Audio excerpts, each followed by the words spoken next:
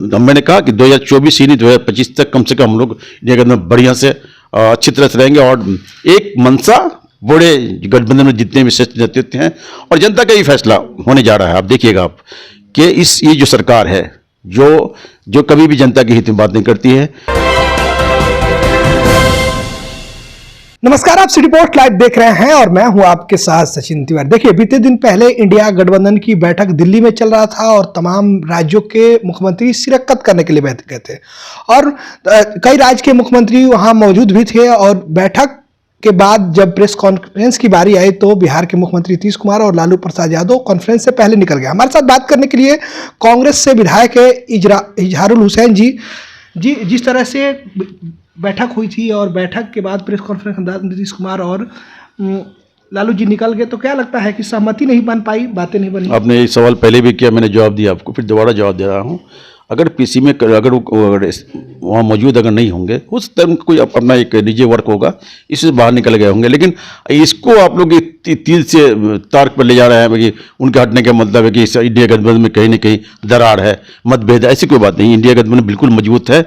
और मैंने कहा कि 2024 ही नहीं 2025 तक कम से कम हम लोग इंडिया गठबंधन बढ़िया से अच्छी तरह से रहेंगे और एक मनसा बड़े गठबंधन में जितने भी श्रेष्ठ नेतृत्व हैं और जनता का ही फैसला होने जा रहा है। आप देखिएगा आप कि ये जो सरकार है जो कभी भी जनता के हित में बात नहीं करती है, कभी बेरोजगारी की बात नहीं करती है, महिला उत्पीड़न की बात कभी नहीं करती है।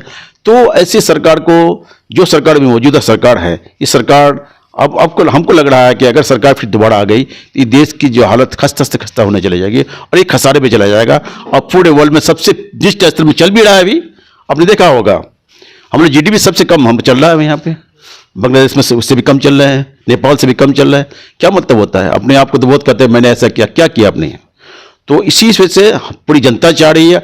और देखिए 2024 लोकसभा इलेक्शन में, चुनाव में इंशाल्लाह मुझे उम्मीद है इस सरकार को हम लोग सब मिलकर उखाड़ फेंकेंगे। जिस तरह से बिहार के मुख्यमंत्री नीतीश कुमार ने इस गठबंधन का, इंडिया अलायंस का जो नींव रखा था, और नींव रखने के बाद तमाम जो मुख्यमंत्री वहाँ मौजूद थे, ममता बनर्जी, मल्लिकार्जुन खड़गे को सपोर्ट की, तो ना ही मुख्यमंत्री नीतीश कुमार को संयोजक बनाया गया, ना ही प्रधानमंत्री का उम्मीदवार बनाया गया। इसीलिए कयास लगाया जा रहा है सियासी गलियारों में, यह चर्चा है कि नाराज होकर मुख्यमंत्री नीतीश कुमार निकल गए। सबसे बड़ी बात तो भाई आपने कहा, मल्लिकार्जुन खड़गे जी माननीय हमारे अध्यक्ष, राष्ट्रीय अध्यक्ष हैं, उनके बारे में प्रस्ताव रखा है, मेरे ममता बनर्जी ने रखा, कांग्रेस तो नहीं रखा अभी फिलहाल। तो आप उससे हट के क्यों बात कर रहे हैं? अभी ये सब अनऑफिशियली कहा जाए, बात रखी गई है, लेकिन जो हमारे इंडिया गठबंधन में सब मिलके जो फाइनल डिसीजन करेंगे वही होगा। जिनको भी सिलेक्शन करें उन्हीं को ही माना जाएगा इस देश का प्रधानमंत्री के रूप में। बीजेपी के नेता कह रहे हैं जिस तरीके से सदन के बाहर देश के उपराष्ट्रपति का मिमिक्री किया गया और राहुल गांधी खुद व खुद वीडियो बनाए, उसको लेकर चर्चा तेज है और लगातार बीजेपी विरोध कर रही है। बीजेपी कह रही है कि राहुल गांधी पप्पू हैं। देखिए, पप्पू हैं या पापा हैं पता चल जाएगा आपको 2024 में। आपने देखा हो जनता में जो उनका एक इमेज बना है, आपने देखा होगा। अभी हम लोग भारत जोड़ो यात्रा में जब मैं भी खुद शामिल था, लाखों की तादाद में लोग जो उनके पीछे चल रहे थे, उनकी अगुवाई में चल रहे थे। आपने देखा होगा जनता क्या चाह रही है। अब रही बात, कोई बोलना तो किसी को हो सकता है, और दूसरी बात है ये कि आपने कहा कि पप्पू बोलने वाले तो बोल ही सकता है। ये पप्पू पापा बन के दिखाएगा 2024 में आपको, मुझे उम्मीद है। और जहाँ जनता की बात है, जनता तो ये तो जनता नहीं बोल रही है ना, जनता नहीं बोल रही है, ये भाजपा के नेता लोग बोल रहे हैं।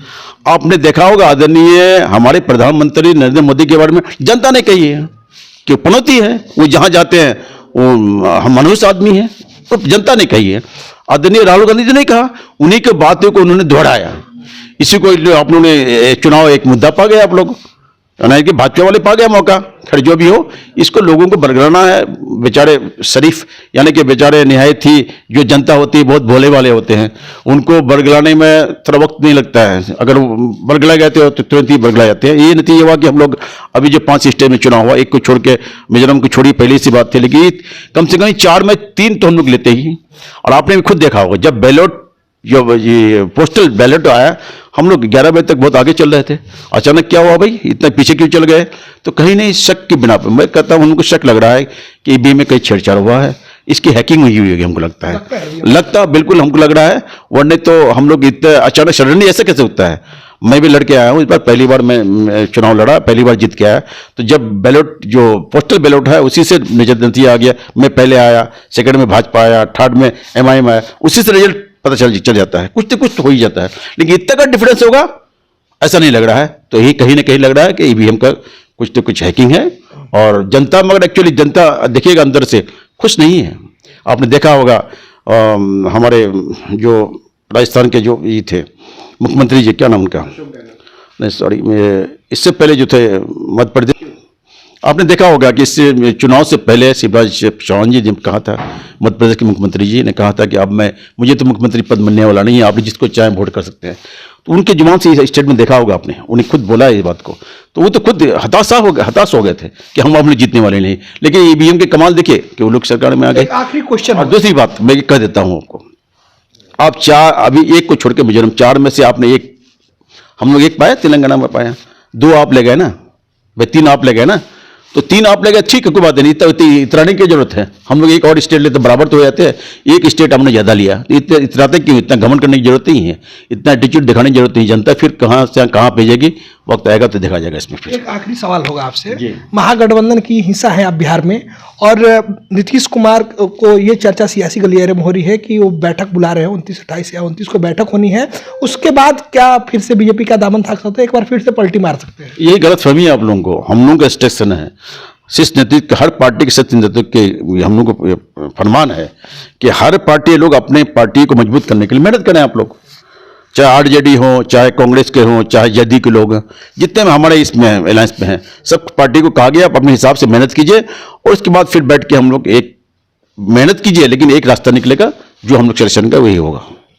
तो ये थे किशनगंज के कांग्रेस के विधायक। तमाम मुद्दे पे इन्होंने क्या कुछ कहा आपने सुना। आपका इस खबर में क्या प्रतिक्रिया होगा, आप कमेंट बॉक्स में कमेंट करके जरूर बताइएगा। धन्यवाद।